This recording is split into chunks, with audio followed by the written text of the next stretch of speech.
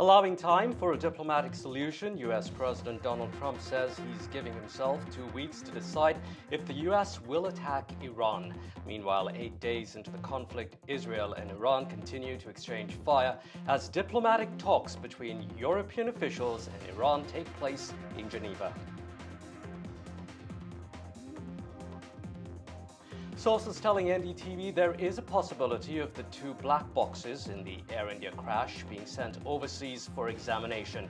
Possible locations: the United States, the UK or Singapore. Sources say one of the black boxes is visibly more damaged, and if not handled properly, it risks compromising the integrity of crucial data.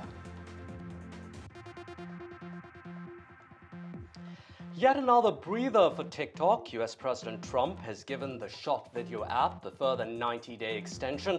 TikTok's Chinese parent, ByteDance, needs to decide if it will sell itself to a US buyer or face a ban. Trump has given TikTok a deadline reprieve 3 times since January this year. Student visa interviews are back, but there's a condition: social media accounts cannot be private and must be set to public. Last month, the Trump administration stopped student visa appointments. Visa officers have been told to flag anti-Semitic and US national security risks, a phrase that's been used for pro-Palestinian campus protesters in the past. Well, I think there are 2 separate recessions that we should be prepared for.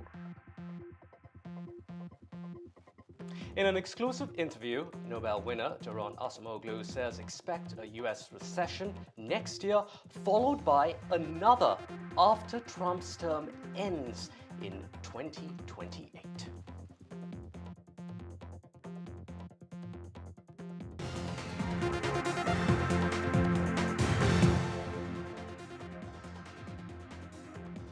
Iran and Israel continue with their aerial attacks with no signs of de-escalation. US President Donald Trump is allowing 2 weeks for diplomacy before deciding whether to launch a US strike on Iran. In Geneva, meanwhile, Europe is putting forward an offer, a comprehensive offer it calls, to Iran to end hostilities. That deal, according to French President Emmanuel Macron, involves moving towards zero uranium enrichment. Meanwhile, not all is well in MAGA land, with the Iran conflict threatening to split Trump's voter base.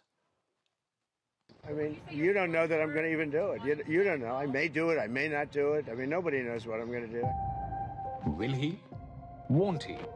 US President Donald Trump is keeping the world on edge as tensions escalate in the Middle East, and it seems to have hit too close to home. As a deepening divide is shaking the core of Trump's once unified voter base, the Make America Great Again movement. The trigger: the brewing possibility of the US joining Israel's strikes against Iran's nuclear program and the president's ambiguity over the matter. The MAGA rift erupted in public view this week, with US Senator Ted Cruz clashed with controversial media personality Tucker Carlson in a fierce interview over US military action in the Middle East, where the latter confronted the senator over his lack of knowledge of Iran, including its population figures. Leading figures of the Trump's MAGA fan club, including Carlson, former advisor Steve Bannon, Congresswoman Marjorie Taylor Greene, are hitting out against the president, warning that an US intervention in the Middle East could destroy Trump's presidency, signaling betrayal of past promises to avoid American involvement in long-running foreign wars. But Trump's adamant. Very simple. If they think that it's okay for Iran to have a nuclear weapon, then they should oppose me, but nobody thinks it's okay. People that don't want, I don't want to fight either. I'm not looking to fight. But if it's a choice between fighting and them having a nuclear weapon, you have to do what you have to do. Trouble is brewing in Trump's inner circle. Reports suggest that President Trump has sidelined his star power-led national security team, including National Intelligence Chief Tulsi Gabbard and Defense Secretary Pete Hegseth, for a small group of experienced aides, including J.D. Vance, chairman of the Joint Chiefs of Staff, General Dan Kane, among others. Gabbard has already been iced out over her position on Iran's nuclear program. You've always said that you don't believe Iran should be able to have a nuclear weapon, but how close do you personally think that they were to getting one? Because Tulsi Gabbard testified in March that the intelligence community said Iran wasn't building a nuclear weapon. I don't care what she said. I think they were very close to having Ghosts of Washington's failed interventions in Iraq and Libya haunt the Trump administration. But in 2003, George W. Bush justified his invasion of Iraq, citing intelligence findings. 22 years later, Trump's possible military intervention is not backed by any intel suggesting the Iranians are close to a nuclear bomb. Next 2 weeks will determine the future of Middle East and Trump administration as well. Disha Bakhchi's report for NDTV World. Now, these are some satellite images that we're showing you of the strike by Israel on Iran. Those hostilities and attacks continue at this point in time after President Trump, though, allowing for some kind of breather room that allows for a 2-week decision for himself to decide if the US will actually join in those strikes with Israel. And in latest news coming in right now, President Emmanuel Macron of France and his European countries are saying that they're prepared to put forward a comprehensive negotiation plan to put an end to hostilities in Iran. Now, foreign ministers from the UK, France, and Germany and the EU all meeting with Iran's foreign minister in Geneva. This is happening in a few hours from now, Friday afternoon, and we'll have more on that as we get those details. Let's get you more on this story now. We are joined by Nicholas Grossman at the University of Illinois. He is also author of a book called Drones and Terrorism. Nicholas, President Trump has helped somewhat diffuse immediate tensions with this 2-week window, but Iran says there will be no talks with the US unless Israel stops bombing. Israel dismissing that, saying that Iran is misleading the world, it's just a waste of time. How do you think things are going to play out? Well, the in 2 weeks is something that Trump has said for many years when he doesn't seem to really want to give an answer, perhaps know an answer, and is trying to string things along. So an example from the United States is all the way back in 2016 when he first ran for president. He said he would have this great healthcare plan that everybody would love, and he would release the details in 2 weeks. And he never did. Anytime he was asked about it, he said, "Oh, I'll just give you the details in 2 weeks." And it has been literally 10 years at this point since he first brought that up.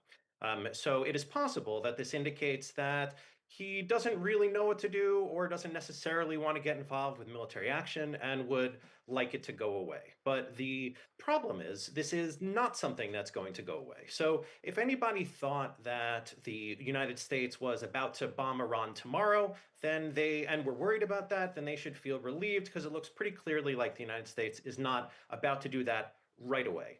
But as long as the fighting continues, there's still going to be this open question about Iran's nuclear program, its missile program, Israel's actions towards Iran, the relations with each other, not to mention all the larger Middle East issues. And so in 2 weeks, there's still going to be a lot of problems that will come up again for the US to possibly get involved or not.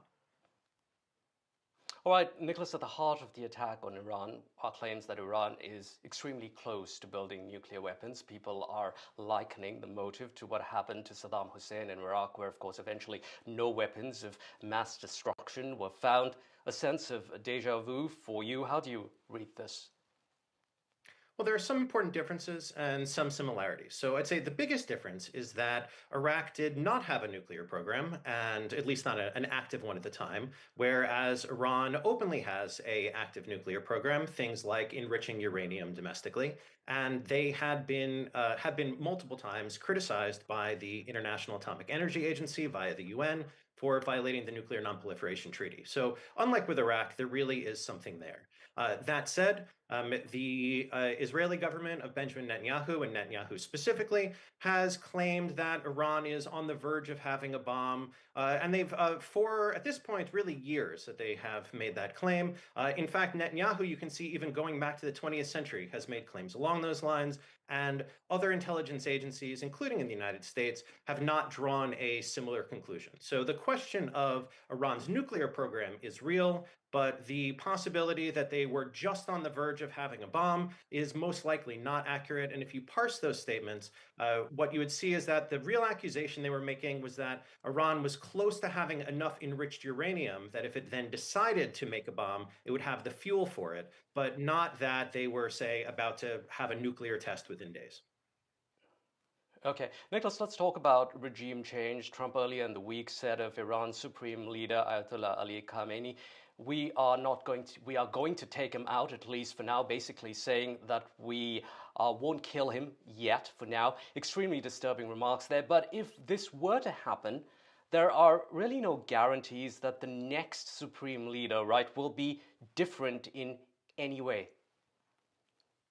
Not at all. So first, there's the possibility if the Iranian government holds together but loses its leadership, and so we have a similar Islamic Republic system but with new leaders, they likely will not have different opinions. And in fact, after having just been attacked by Israel, they will probably be more interested in getting a nuclear weapon because they can see other examples such as North Korea, which has nuclear weapons, and the United States and its allies negotiate with North Korea, whereas Iraq did not have nuclear weapons, and the United States and allies attacked. And so Iran has learned from this, or from the Libya example also, where Gaddafi did not have nuclear weapons, and he got overthrown in part with attacks from Western powers. So they will likely go for it even more.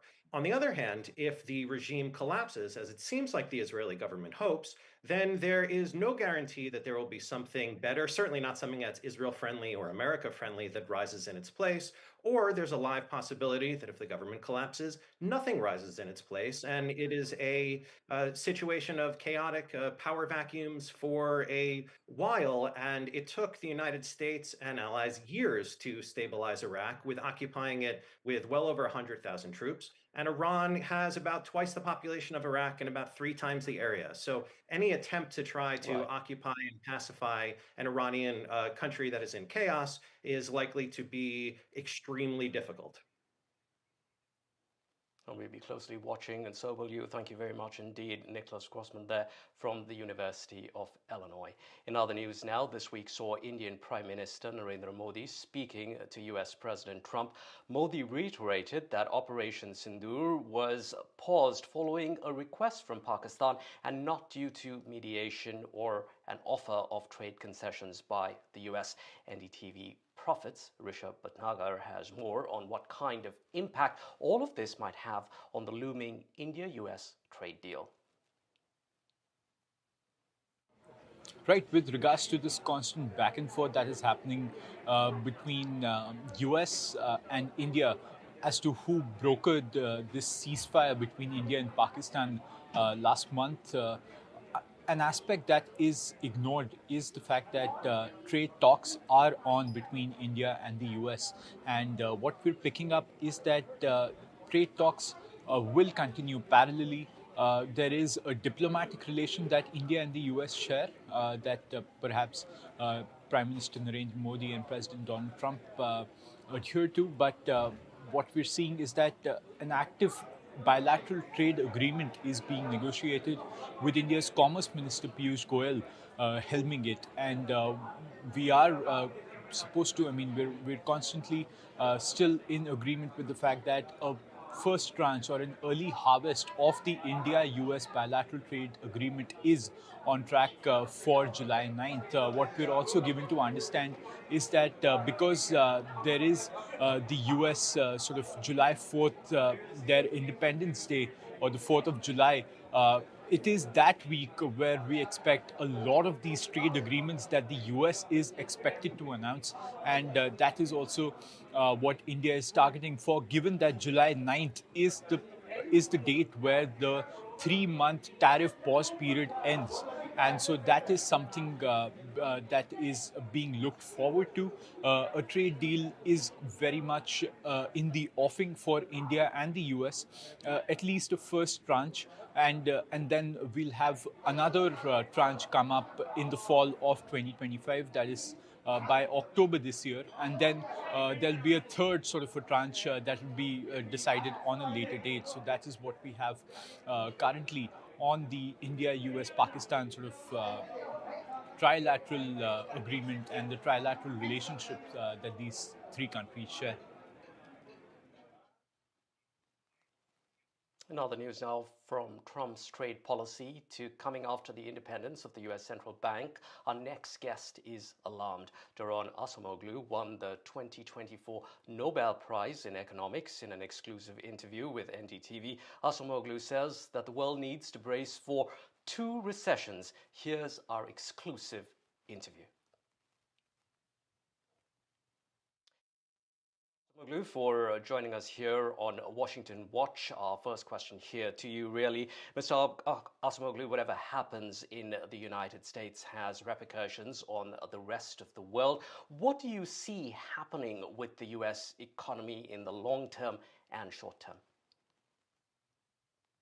Well, that's the million-dollar question. I don't think we can know that yet, but I think there are two issues to really appreciate, especially from the point of view of India and other emerging economies. First of all, what happens in the United States has ramifications around the world, exactly like you said, but that includes domestic policy as well.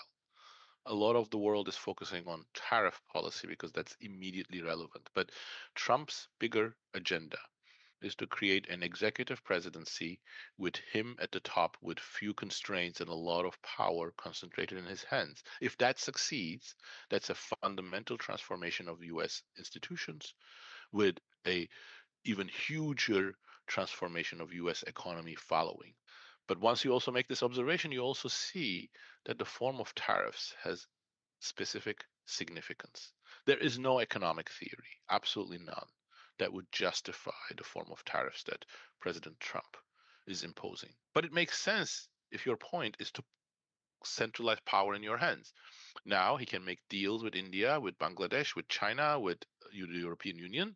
More importantly, he now has a big weapon in his negotiations against US companies. Apple now has to be much more subservient to Donald Trump because he can put tariffs on Apple's supply chain. So it's a power play more than anything else. Right, Professor Acemoglu, given everything you've told us, what are the odds of a US recession? Well, I think there are two separate recessions that we should be prepared for.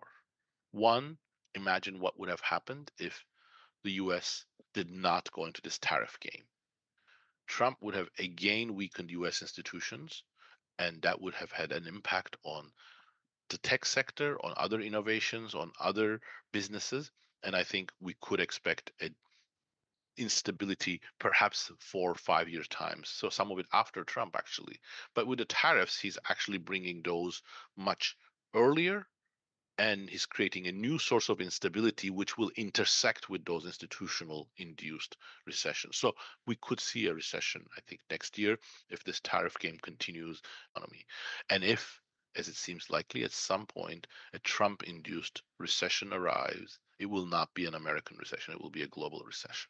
Okay, Professor Acemoglu, your research on why countries succeed or fail won you the Nobel Prize. In your book, Why Nations Fail, which you co-authored, you cited how democratic institutions are critical to a nation's success. You cited the US as a great example, but that was in your book over a decade ago. What do you make about the United States as a nation today? Well, I think we wrote that book 15 years ago, and even there we did discuss that the path of US success has been much more uncertain. US institutions showed flexibility, but they had many weaknesses. That's a point that we actually emphasize further in a book that we wrote about 6 years, 7 years ago, The Narrow Corridor.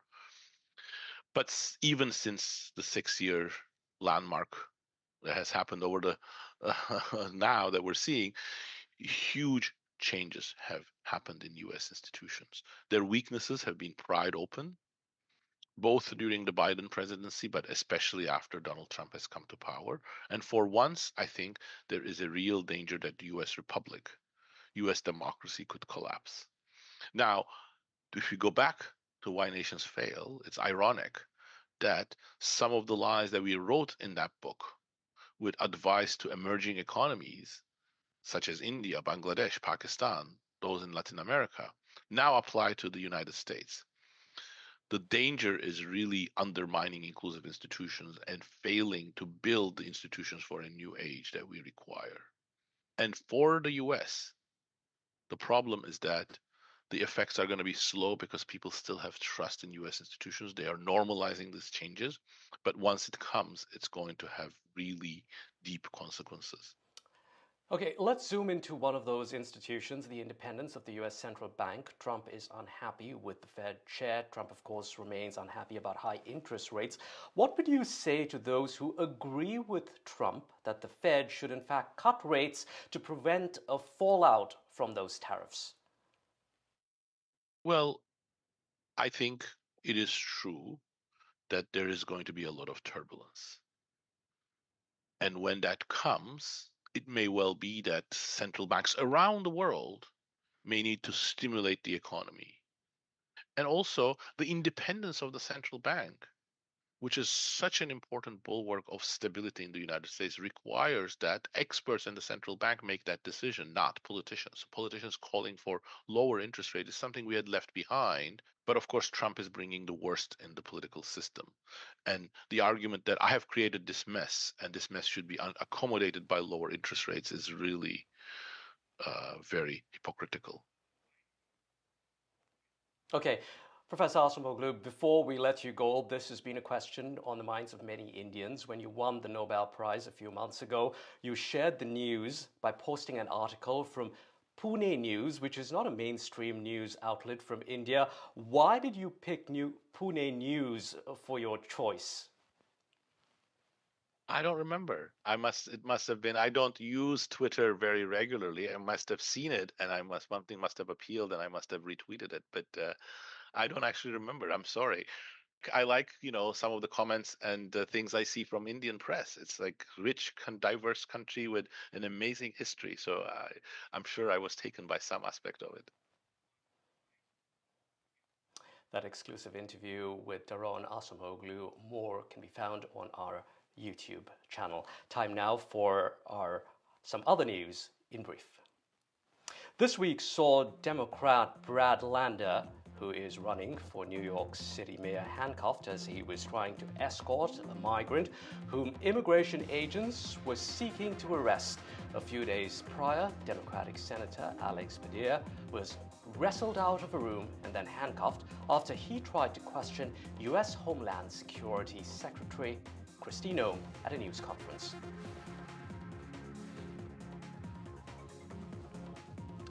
Names of Democratic Indian American Congressman Sri Thanedar and Raja Krishnamurthy were on a hit list recovered from a suspect in a recent shooting in Minnesota. A 57-year-old man has been arrested and charged for killing both Melissa Hortman, the top Democrat in the Minnesota House, and her husband.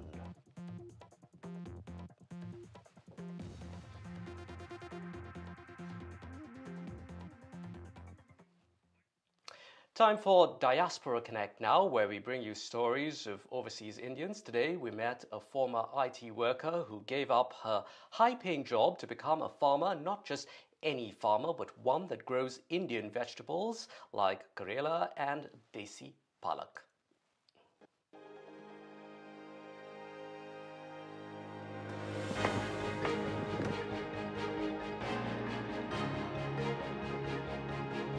My name is Swati Gadam. I am a full-time farmer, and prior to that I was in technology for 15 years. Vegetables, we specialize in Indian vegetables. Bitter melon like Karela, bottle gourds, fenugreek, methi, Malabar spinach. This is sorrel, katta palak, also called chukkakura. Here we have some lamb squatters, also known as batua, and famous in North and South India. Here is some Indian cilantro. Smells really good. and has like amazing flavors. I chose to grow Indian vegetables because I'm a vegetarian, and also there is a gap in the farmers market for the Indian vegetables. That's it for Washington Watch. The news continues here on NDTV. For the latest updates and breaking news, subscribe to NDTV's YouTube channel. I'm Allister D'Souza.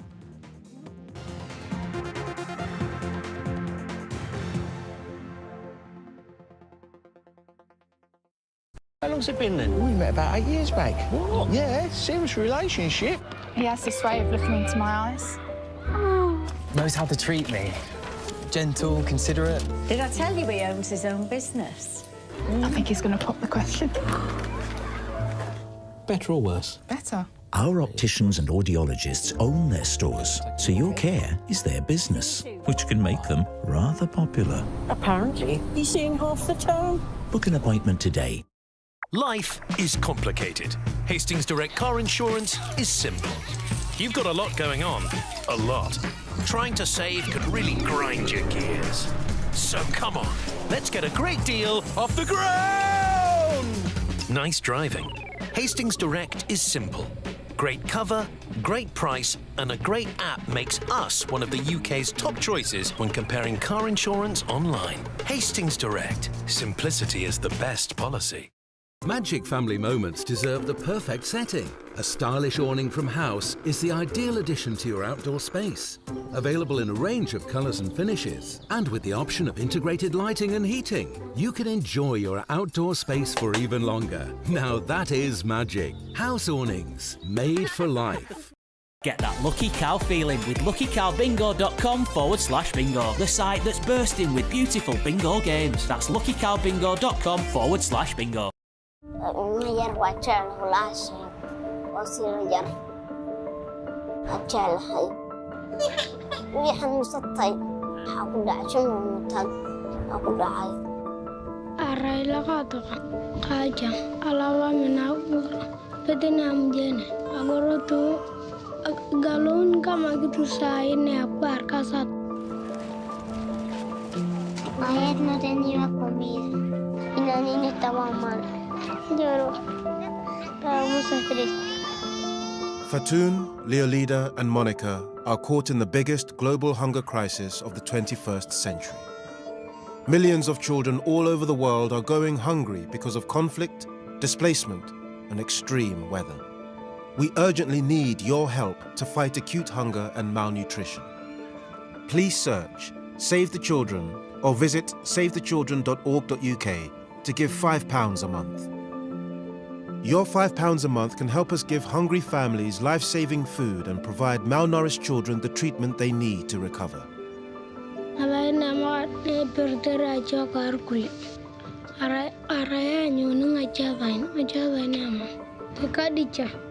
No child should go hungry, so please donate today.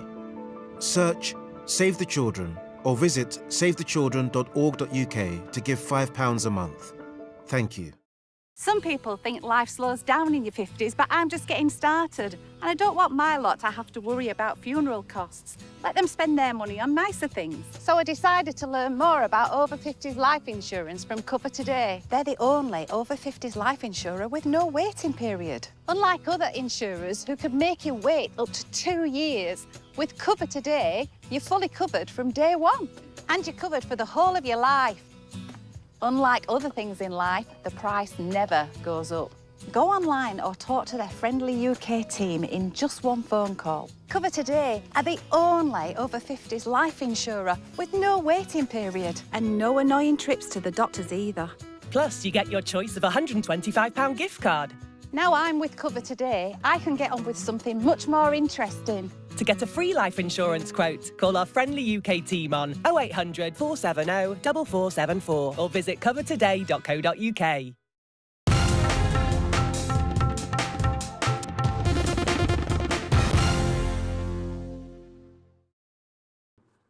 As a red flag here, it's not pointing in that direction. It's pointing more towards some kind of catastrophic technical failure, the causes of which are a whole other conversation.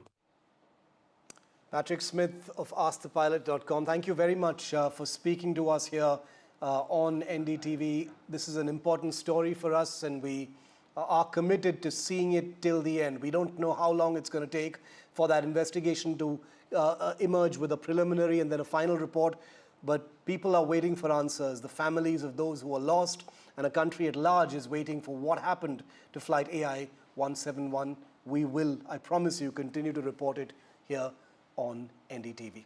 Well, thanks very much for watching India Matters tonight. It's a wrap, and it's over now to Maria, who's taking you forward on the next big global story, what's happening between Iran and Israel. That's right, but I must compliment you for being relentless in tracking the entire investigation, Shiv. Hello, everyone. We are shifting focus now to left, right, and center. I'm Maria Shakil. Tonight, we turn to a conflict that could possibly redraw the map of the Middle East and test global diplomacy like never before. And as tensions between Israel and Iran reach a boiling point, Donald Trump has set an ominous 2-week deadline, while the Biden administration, remember, walked a tightrope of silence and strategy. In this, the brink of war or the last gasp of deterrence? And where does the world stand as proxies gather, rhetoric sharpens, and red lines blur? The war between Israel and Iran, remember, has entered its 7th day, marked by intense military exchanges and significant loss of life. US President Donald Trump will decide whether or not the US gets directly involved in the Iran-Israel conflict within the next 2 weeks. That's what the White House has said. The news, remember, comes 24 hours after Trump said that he has not made up his mind on joining this conflict. What all has happened in the last 24 hours? Let's do a quick recap. There were reports that had suggested that Trump had approved plans to attack Iran, but had not made a final decision on whether to go ahead. Now the US president has said that he will take a call in 2 weeks' time. On ground in Israel, an Iranian ballistic missile directly struck Soroka Medical Center in southern Israel, causing extensive damage to a building used for surgeries. The hospital serving over 1 million people. Iran, though, has denied having any role. Now, to a very crucial statement which has been made by Israeli Prime Minister Benjamin Netanyahu, who has said that Iran would pay a heavy price for the hospital strike. Israel's defense minister has gone further. Mr. Katz has said that Khamenei openly declares that he wants Israel destroyed. He personally gives the order to fire on hospitals, and he says such a man can no longer be allowed to exist. So the pitch, if you see it, ladies and gentlemen, it's only going up. It's only going up with every passing hour. So what does that 2-week deadline mean? The White House, remember, has announced that Donald Trump would determine within the next 2 weeks whether to launch a military strike on Iran. For US President Donald Trump, the phrase 2 weeks has almost emerged as a fixture in his speeches and policy making. But because he has set this deadline, everybody is waiting and watching out for as to what will be his next move. Saudi Arabia, the UAE, Oman, Qatar are engaged in frantic efforts at diplomacy to end the conflict between Israel and Iran and ensure peace and stability in this wider region. Because there will be a spillover. A spillover of the conflict or the Iranian government's collapse are both worrying outcomes for the energy-rich region, this entire region, which hosts several major US military bases. Peace and stability have been central to the rise of Gulf powers, be it Qatar, Saudi Arabia, UAE, who are now being seen as economies which are driven by business and tourism. And in order to avert this crisis, Saudi Arabia, which is the world's biggest oil exporter, has been talking to Iran and United States since day one. On the other hand, in Europe, top UK, France, and Germany diplomats are pushing for 11th hour diplomacy with Iran in Geneva. Will it actually happen? What's going to happen in the next 24 to 48 hours? All that is going to be extremely crucial. We have a top war analyst joining us now. John Spencer is chair of urban warfare studies, and he's joining me from Colorado. Thank you so much, John, for joining us. Are we looking at a point of no return in this Israel-Iran conflict, or is there still, one would say, John, a viable back channel of diplomacy operating beneath the surface? Well, war is always a contest of will, and it always has a political objective. So ultimately, yes, the diplomatic measures, and you would hope that the Islamic regime in Iran would have some rationale and basically agree to that diplomatic solution. But absolutely, that's still a chance for that. And that is, from all that I'm seeing, despite Israel's dominance of Iran's skies right now and what it's eliminating in Iran, that there is this massive push. And just from the President Trump perspective, I wouldn't wait for the 2-week mark. I think President Trump is waiting till he needs to or can assist, although Israel is doing a really good job on destroying Iran's nuclear program. They've killed 14 of 15 nuclear scientists. They've taken out every site, nuclear site except Fordo, the deeper buried one. The U.S. National Security Council is now meeting daily on the situation. So although since this operation started on the 61st day of the 60 days that President Trump gave Iran, Iran shouldn't take Trump's timelines as not serious, but I think you could still see options of the U.S. assisting to end the conflict quicker. Everybody wants a diplomatic end.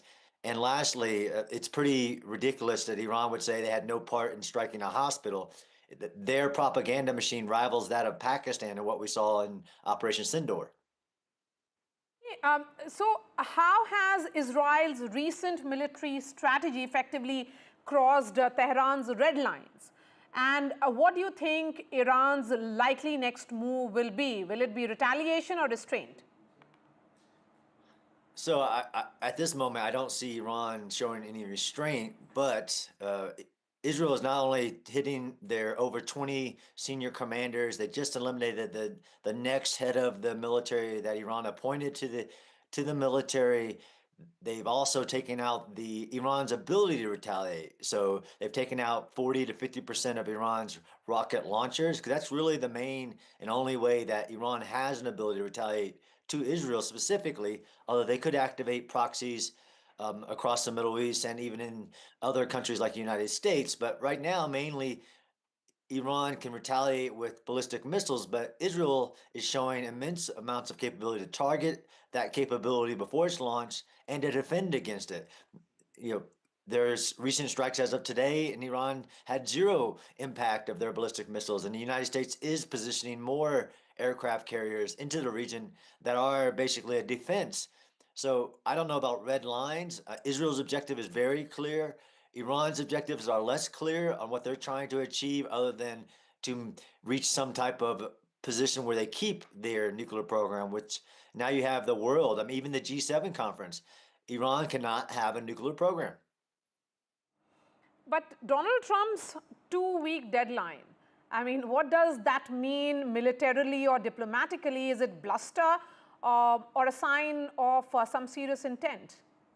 No, I think it's serious intent. The president has been a man of his word thus far, especially since he took office. And I know that 2-week mark has been kind of normal for him in his talking. But again, the 60 days was a real 60 days. And on the 61st day, Israel attacked. 2 weeks, you can see all the systems. It's all part of the diplomacy, is to show readiness and willingness to help achieve the goals. And so I think the 2-week mark is a real mark, but with the National Security Council meeting daily, Israel's doing a really good job of reducing Iran's capabilities. And you would think at this point they would show rationale, just like Pakistan did after 4 days, saying, look, we don't want any more of this. But the Islamic regime is trying to battle and save face, because if it truly gives up its complete nuclear program, it won't exist as it does today. It's part of its center philosophy for existing is the building of a nuclear bomb to be able to do what it wants to do in the Middle East. But John, has the Biden administration's calibrated silence on Israel's offensive in fact emboldened Netanyahu or limited his room for escalation? How do you look at it? Well, I mean, the Trump administration has, of course, been involved in the planning and acknowledgement, because this is, I mean, this was a global threat. There was real U.S. bases in Qatar, Saudi Arabia, and others that would be under, and we saw them being evacuated before this. So clearly, the United States administration has been working hand in hand as Israel took this act by themselves out of survival. I think they're in close coordination daily, probably, to ensure that there isn't that broader spillover that you were talking about, such as the Straits of Hormuz and basically the global oil economy, things like that, that nobody wants to see. And whether the United States, and I think this is why President Trump does have room to wait right now. The United States doesn't have to, although it could speed with like hitting the Fordo site with the U.S. bomb that only the United States has, that would end the goal of rolling back the nuclear program quicker. But nobody wants to see that broader spillover and escalation. So the United States, of course, is monitoring, communicating with Israel, what they're striking and things like that on a day-to-day basis. But then, is there a clear U.S.-Israel operational understanding on Iran? Or, John, are we witnessing a case of strategic divergence? No, absolutely not. I think you actually see for once, as the United States' foreign policy has failed in Iran to curtail its nuclear program, you actually see alignment with the United States and Israel in achieving the goal of removing this threat. I mean, Iran was also developing an intercontinental ballistic missile to be able to hit other countries, to include the shores of the United States. This is a real threat to the world. And I think you see an alignment here. Even in the past, when you saw Israel striking the Iraq nuclear site and the Syrian nuclear site, there was not alignment, although eventually there was basically agreement that it was necessary. But at the time, there was stiff even sanctions and political statements against Israel for taking it into their own hands. But in this time, I think there's strong alignment in the goal. Okay, then what about Hezbollah and Iran's proxy networks? And what role do you think they will play if this becomes a wider war? And then can the U.S. afford another regional engagement? Yeah, so to be clear, the United States and the world can't afford Iran with a nuclear weapon. I know it's hard to put this war in context with previous regional wars like the invasion of Iraq that I took part of, but this intelligence, I mean, the IAEA saying that for the first time in 20 years, Iran was in violation of non-nuclear proliferation and was developing nuclear components for a bomb. Yes, the proxies that Iran has spent, the billions of dollars that the United States gave, or sanctions relief that the United States gave in a hope that Iran would just magically give up its program, is how it built these ring of fire around Israel, and Hezbollah being the crown jewel, which still is believed to have 40%, 50% of its medium-range missiles that could do a lot of harm in Israel. But right now, it seems that Hezbollah has been deterred by Iran in its overwhelming military operation that Israel has done against Iran, has deterred Hezbollah, but it's an absolute real threat, as well as the Shia-backed militias in Iraq. The Houthis still have some capability, and then you have a concern about like sleeper cells in everybody's countries. As of right now, it seems that either Iran's holding that capability till it views itself in dire constraint or dire need, but also that these elements have been weakened and that they're deterred. So there might be a divergence between the Ayatollahs and these even terror proxies that they have built. And how do you look at these, nuclear sites in Iran, which are being floated as legitimate military targets by Israel, and how dangerous is that rhetoric in terms of global fallout? So this is, my personal opinion is that they weren't perceived legitimate targets. They're absolutely legitimate targets under any doctrine, from the Caroline Doctrine to Article 51 of self-defense. This was a real, clear, present danger to Israel, since the Ayatollah said it was death to Israel and then death to America. I think all of those nuclear sites are the strongest legitimate targets, especially for the goal that Israel has set. Israel doesn't have the goal at this moment of regime change. If it's a byproduct, that's great for the people of Iran.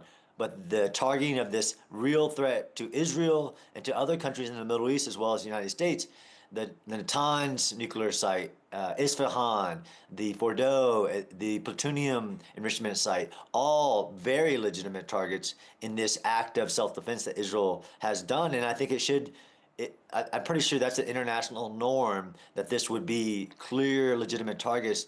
And the ripple effect across the kind of global perspective is, this is why you can't have terror regimes achieving nuclear weapons.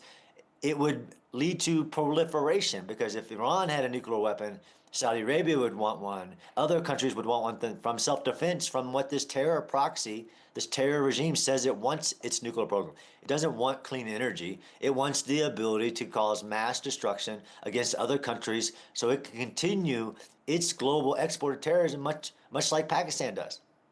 We know the role of certain countries in the Middle East and also about the European countries, but what about China and Russia?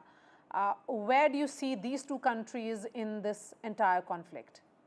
Yeah, surprisingly, everybody was looking to Russia to see what Russia would do. And although Iran and Russia signed a security agreement in 2024, Iran has been helping Russia in its campaign in Ukraine. It wasn't a mutual defense agreement. So when Iran called Russia, Russia said, "You're on your own."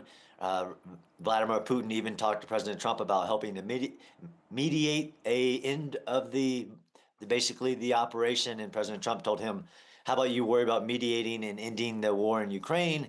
Now, China is also a different car without as strong relationship. There was some reporting that China was sending military supplies. I'm not sure if that was true or not.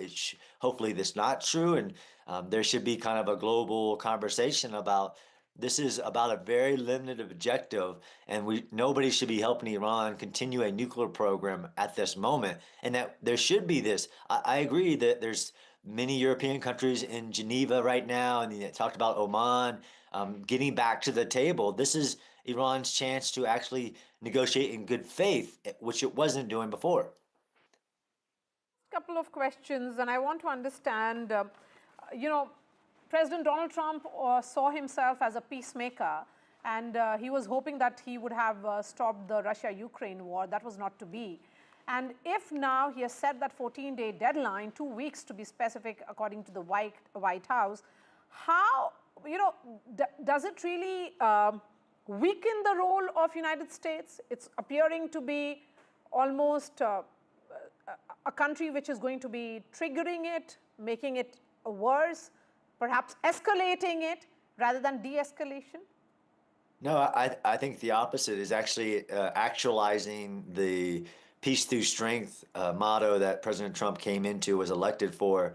While America first doesn't mean isolationism or disengaging from the global economy, it's actually the opposite. You saw President Trump in the Middle East recently with Saudi Arabia, Qatar, the Emirates signing $600 billion trade deals with the Sunni the people who aren't trying to destroy their neighbors. And that's a positive. And I think this, although the Russia-Ukraine war is an illegal throwing out the international norms, actually keeps peace, like sovereign borders that we kind of should all agree on is a thing that should be upheld. And the operations that Russia is doing in Ukraine, it's awful. But in this case, no, I think this is showing actually what peace through strength looks like. And it isn't starting a forever war, it's ending a forever war in Islamic regimes, global terror proxies. I had soldiers die in Iraq from the Quds Force, IRGC in Iraq, attacking American forces. No, I think this is showing, and even without being involved at this point, political leadership, much like Prime Minister Modi did with Pakistan, saying, look, we're not going to do the nuclear blackmail thing, the two-sided face of terrorism, say you're helping against it and then deploying terrorists into everybody's countries, in this case, especially India's. No, I think this is like Prime Minister Modi's strategic leadership during Sindor. This is showing President Trump's leadership in a conflict that other people were kicking down the road in a specific area. This isn't about a quagmire of trying to build another nation or what comes after the regime. This is about removing an imminent threat to Israel and to the United States and other countries. John, really appreciate your time. Thank you for joining us and sharing your thoughts. Shifting focus now, ladies and gentlemen, and for that, I'll try and get more details on this conflict, which is only intensifying. Remember, the tremors are being felt far beyond the Middle East, including right here in our country, India. For a country that imports nearly 85% of its crude oil, any escalation threatens to disrupt supply lines and spike global prices, directly hitting our economy and inflation.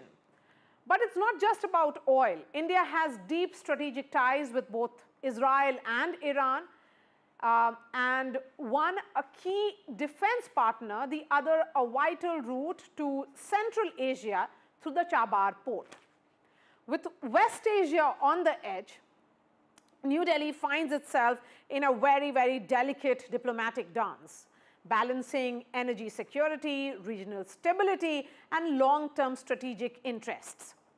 So how prepared is India for the fallout of a possible regional war, and what are the big takeaways for our foreign and economic policy? Let me give you some more statistics here. Over 8 million Indians live and work across the Gulf, in UAE, Saudi Arabia, Kuwait, Oman, Qatar, and Iran. Any regional flare-up could risk their safety, affect employment, and delay remittances as well. And if there is going to be a prolonged conflict, it doesn't help anyone. Joining me now to break this down further and get more details on and get perspective, I would say, on what now in this entire conflict is Adam Scott. He's joining me from Tel Aviv. He's the CEO of Israel Innovation Fund. We have Mohammad Khatibi. He's an Iran analyst and a broadcast journalist joining me from Tehran. Ashok Sajanhar is a former diplomat. Adam, I'm going to begin with you. Is Israel's current military posture aimed at deterrence, or does it signal an intent to dismantle Iran's regional influence entirely? So I think it's very, first of all, thank you for having me. I think it's very clear that not only are we trying to dismantle the regional influence, but we're trying to dismantle the regime itself. And I think that's extremely important to understand. There is no war between Israel and the Iranian people. This is strictly between the Islamic Republic, their regime, and their threats against not only the Western world, but also Israel. So I think it should be very clear that the Israeli goal is one thing: regime change and the freedom for the Iranian people and the restabilization of the Middle East.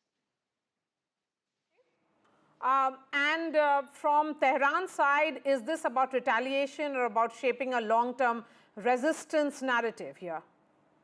Would you take that question, Khatibi? Yeah, I mean, oh, was that to me? Yes. I'm so sorry. No, it's for the other panelist. Yes. The other guest from Israel is saying that Israel is the most moral army in the world and is trying to give freedom to Iranians. Well, we're certainly not the world's largest sponsor of terror. I can say that right now. What you have done in occupied Palestine, we have done.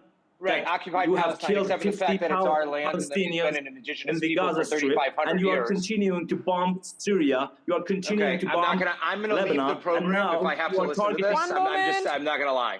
One moment. I'm sorry. Moment. I'm not gonna listen to this type of propaganda, and I'm not gonna listen to this type of. I'm not gonna listen. Propaganda. I am not going to just- listen to a representative of the Islamic Republic One moment. call my land occupied or a colonizer, especially when this is a regime that is the world's largest sponsor of terror. You want entertainment? That's fine, but I will not dignify any person like this speaking this way about my. Hey, sir, listen, your country is burning. I'm sorry that your country is burning. I'm sorry that you're losing a war. I'm sorry that every single proxy has been destroyed. I'm sorry that Hezbollah is gone. I'm sorry that Hamas is gone. I'm sorry that the Houthis are losing. And I'm sorry that only 10% of your rockets are getting through. And if you look at the copulation or the strategic placement of our bombs versus yours, okay, listen, I understand that you have to be an apologist for an Islamic regime. And you are trying listen, you're not going to be able to talk over me, just like you weren't able to win a war. Doesn't help. So I'm so sorry. No, I'm sorry. No, I'm not Mr. going to listen to Khatibi this. and Adam, you will have to be patient with each other. You may not agree, but on NDTV, May not agree. we get all the voices, and it's an Israel versus Iran conflict, and hence Iranian representative will be on the channel as part of this discussion, Adam, so you will have to be patient while he makes his point, just as he was when you were speaking. So, okay, Mr. Khatibi, 30 seconds, then we move on. Yes, he is trying to say that Iran is being attacked because it has nuclear weapons. Netanyahu has been saying this for almost 20 years, and he is saying that now, and now he is talking about Iran wanting to assassinate Trump, and these are things that Israel is doing. I said nothing about Iran assassinating Donald Trump. US feet in the region. I didn't say that at all. Kill more people, as it killed many Palestinians, and it killed many Lebanese people on false charges, and it is the expansionist idea of Israel. Okay, so we'll have to move on. We'll have to move on and try. I'm gonna say this right now. I'm sorry. Adam, if you want to put me on with a panelist that is a legitimate panelist who wants to articulate the Islamic Republic's, point of view, that's fine. But this is not a legitimate panelist. And the things that he's saying are absolutely ridiculous and are a waste of my time to even acknowledge. No, but why do you say that he is not legitimate? He is. You know why? He's joining us from Tehran, and he's also an analyst. I mean, on what basis are you saying that he's not legitimate? I'm going to tell you why he's not a legitimate panelist, because I did not say anything about Donald Trump, and he just said that I said something about Donald Trump. And you know what? We have been saying that we would attack you for 20 years if you came close to a nuclear bomb. You financed proxies that have attacked us. You financed Hamas that attacked us. Okay, this isn't coming from nowhere. The Islamic Republic is the world's largest sponsor of terrorism. You've killed Jews and Israelis all over the world. That's fine. You can shake your head. There are videos of your people, who is now killing Iranian people, Just tell me, who has killed 50,000 people, innocent women and children? Who has killed? Listen, I'm not going to deal with this. Tell me this. Now, who has killed 50,000 people? You'll have to listen to him. Speaking. You'll have to listen to him. Yes. I am speaking right now. And I will not be interrupted by a representative of the Islamic Republic. I'm sorry. There are videos of your people dancing and celebrating in the streets because we are taking down your regime. These are not our people. Our people want retaliation. We are a nation that defends itself, and we will continue to do so. And you are attacking our sovereign territory, and we are defending it. And you will know. Are you telling me? Are you telling me that you haven't attacked our sovereignty? You've done nothing wrong. You never fired rockets in we didn't start this. I know. You were. You've never who done attacked our anything. nuclear The facilities? Islamic Who attacked Republic our of military Iran sites? has never Who done anything. That's Absolutely. Areas. You want to know something? That's absolutely fascinating that you would say that. Yeah, that's absolutely that you would say something. It's the Jews. It's the Jews that are disrupting the world. It's the Jews that are taking over. We don't have any problem with the Jews. Where does Saudi Arabia stand? I want to understand. No, both of you, please be silent now. Adam and Khatibi, you'll have to be silent. Ashok Sajjanar. No, he has to be brought in now because.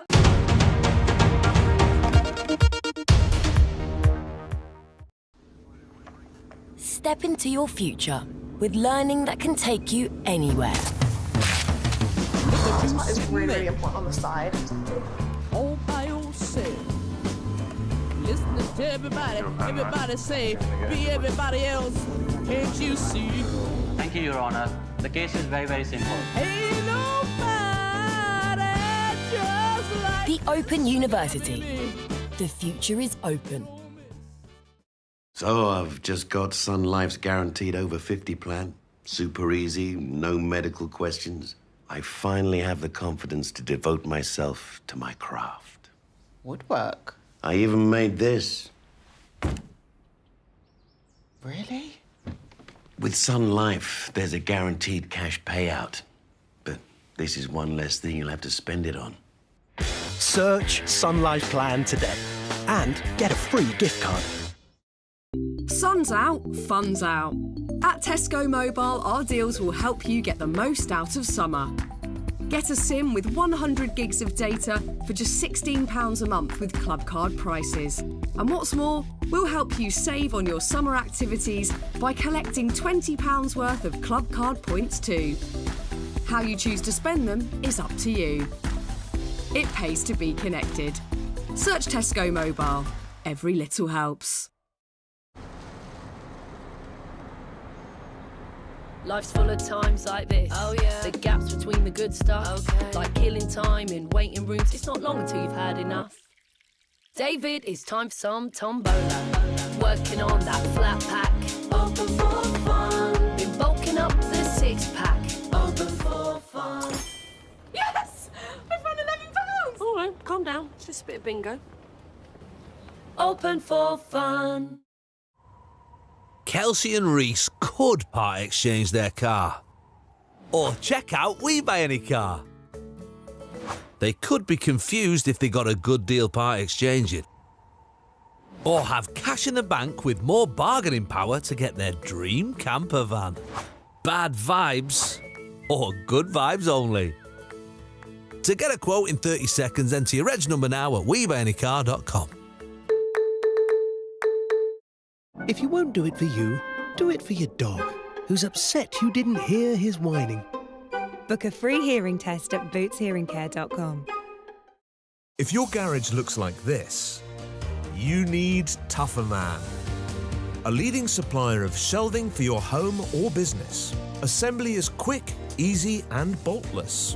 Buy one bay from just $59.99, or you can get 3 bays from only $119.99. Saving you nearly £60. Plus, you get a 5-year Storelex steel guarantee.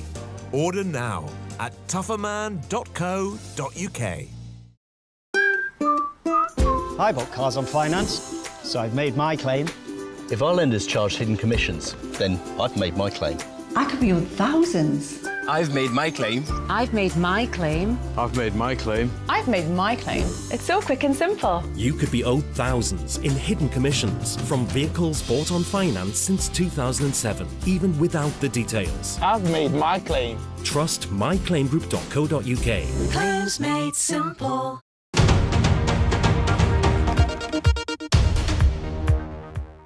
You are trying to sell the world that we are the moral army of the world. This is not true.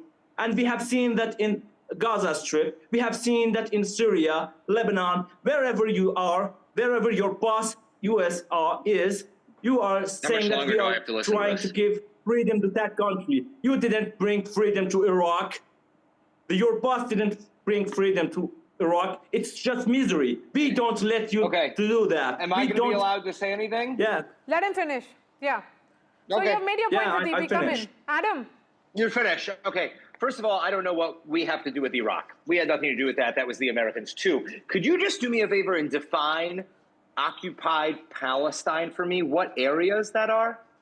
Because you said you're firing rockets at occupied Palestine. Now, from the most left wing of terminology, that would be the West Bank and Gaza, except you've hit Arab homes in the West Bank. So I'm just wondering, when you say occupied Palestine and you're shooting in Tel Aviv and Beersheba, are you referring to Tel Aviv and Beersheba as occupied Palestine?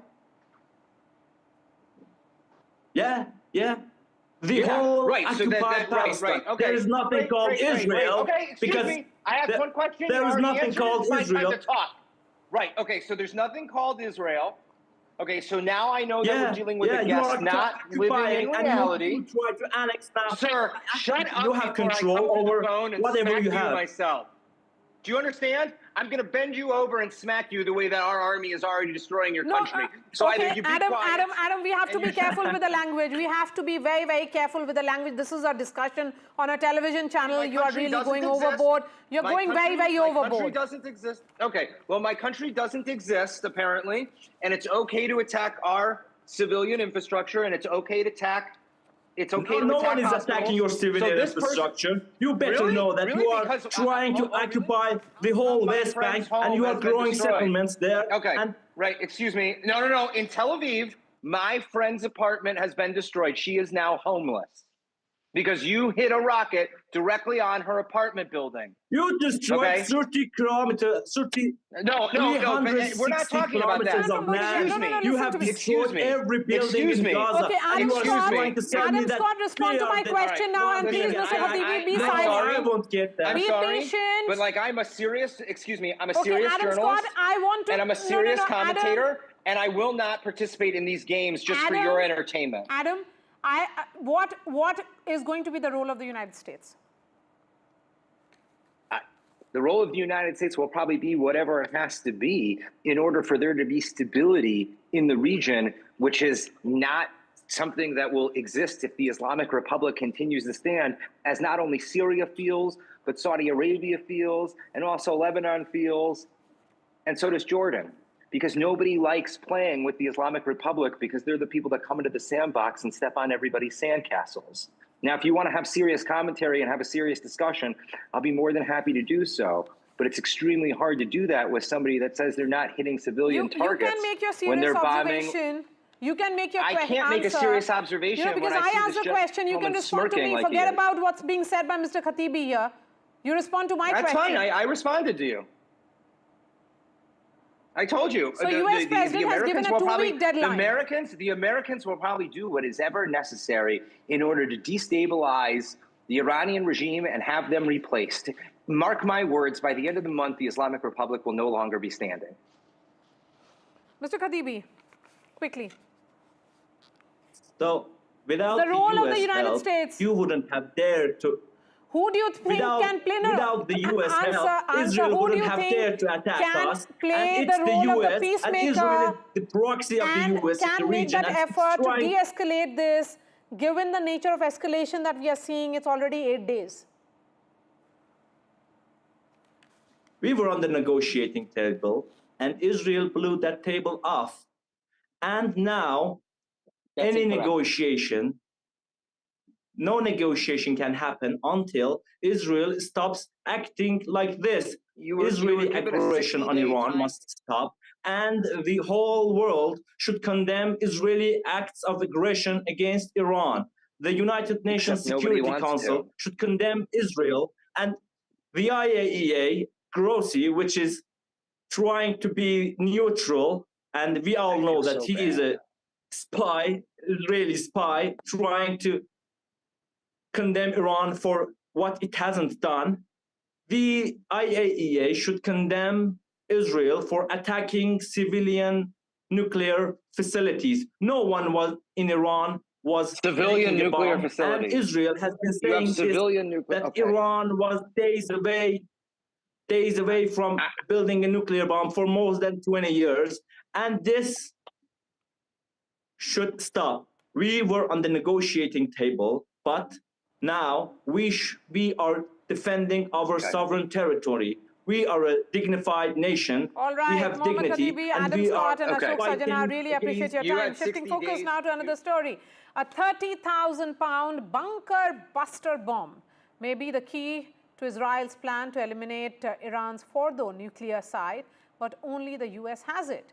As tensions rise in West Asia, will America greenlight a mission that's never been done before? Parmeshwar Baba breaks down all the details. It's 30,000 pounds of pure power.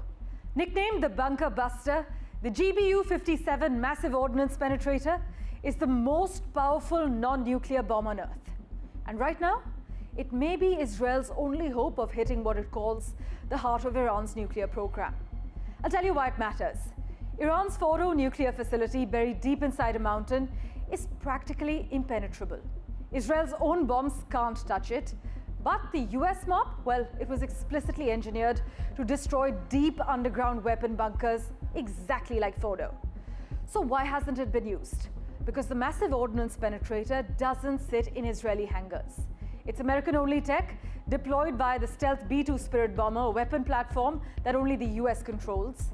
Israeli officials say the elimination of Fordo is non-negotiable, but dropping this bomb in a real war has never been done before. And according to US military experts, it would take not one, but two of these dropped in the exact same spot to do the job. So is America willing? Well, Trump says Iran still wants talks, but also warns it's getting very late. And if talks collapse, he says a strike could be on the table. The US military, in fact, silent in public but ready to execute if ordered. So one American bomb, one Iranian nuclear site, and one Israeli red line that could drag the United States into full-blown war. The real story isn't just this bomb, it's who pulls the trigger and what happens next.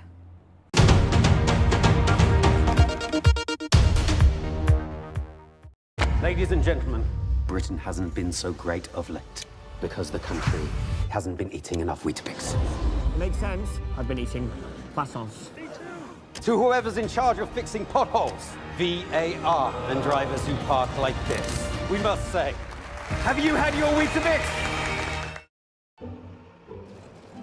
Hello, man.